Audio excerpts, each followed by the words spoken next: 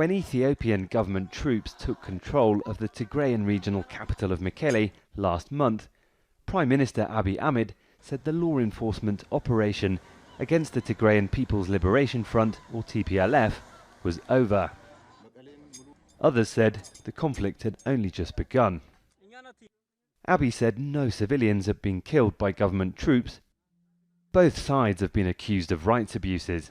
We've seen targeting of civilians and civilian infrastructure with heavy artillery fire. We have seen widespread looting of private property in many towns in Western Tigray. We've seen extrajudicial executions of individuals alleged to be linked to the TPLF, but also prominent business people. We've obviously also seen a context of massive restrictions on humanitarian access.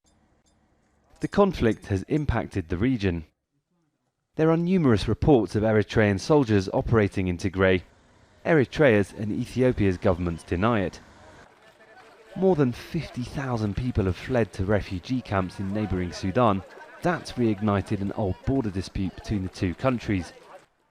Last week, Sudan accused Ethiopian forces of attacking its soldiers inside its border. And within Ethiopia, there are an increasing number of reports of inter-ethnic violence in other parts of the country. Last week, more than 100 villagers were killed by an armed group in Benishangul Gumuz region.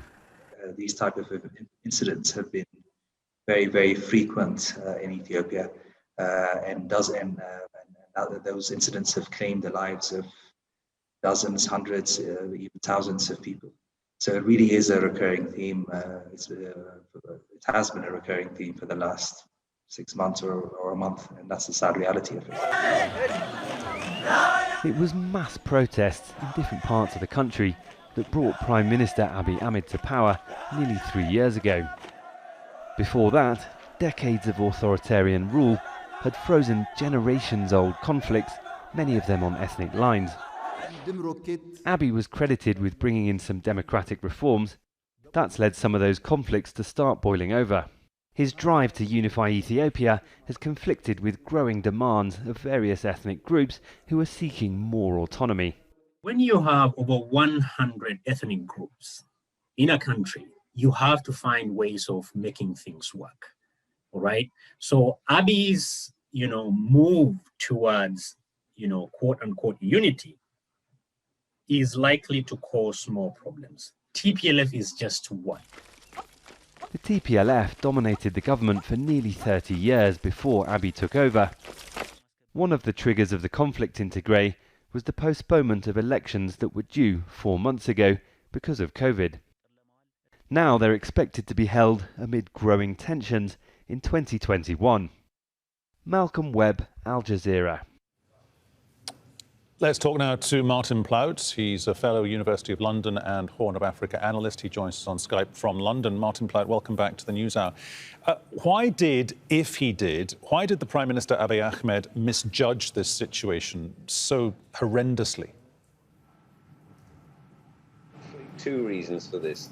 The first is that he thought that he had the force of the Ethiopian Federal Army behind him, an air force that the Tigrayans couldn't possibly respond to, and that he had with him also Amhara militia. So he had a very powerful force. And then from the north, he had allies in Eritrea who have also become involved in this conflict. So he was essentially attacking from three directions, from the north, from the east, and from the south. And he thought he could crush the Tigrayans. The second one is that he is a Pentecostalist and very much believes that positive thought is enough. It will get you by. So in a sense, there were two reasons for this. Do you think the Tigrayans will carry on pushing back? And if they try to, can they sustain that? I think that's a very difficult question to answer. The indications at the moment are that there is still fighting going on. How long that will continue for is impossible to tell, but they did have more than 100, maybe 150,000 men under arms, and the tradition in Tigray is to go into the hills and fight from the hills, not to try to hold the cities. So if they do that, They have a long history of doing it, and there's no reason why they could not continue. The big question is, what will Sudan do? Because all their supplies of essentials like fuel and food and ammunition will need to come in from Sudan. Can that be sustained? Will Sudan allow that to be sustained? That we don't know.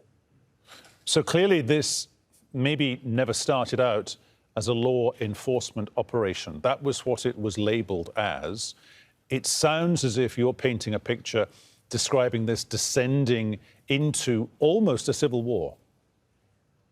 Well, no, it's not a civil war. This is an international war. You already have the Eritreans involved. The United States has made it clear that they believe the Eritrean forces are involved. Britain, sort of off the record, accepts that this is the case. So do the European Union. So there's little indication that's not true. Eritrean forces are involved. So you are in. This is now a full-scale war on three fronts, involving more than one country. That's terribly dangerous for the Tigrayans, but also for Ethiopia, because they also withdrew troops from Somalia. That destabilized Somalia. They pulled people out of other areas which are tense, like Benishangul, which has now seen more than 100 people dead with ethnic violence. Now, how much can that be laid on at the door of Abiy Ahmed? Well, I think quite a lot. Martin Plout in London, thanks very much.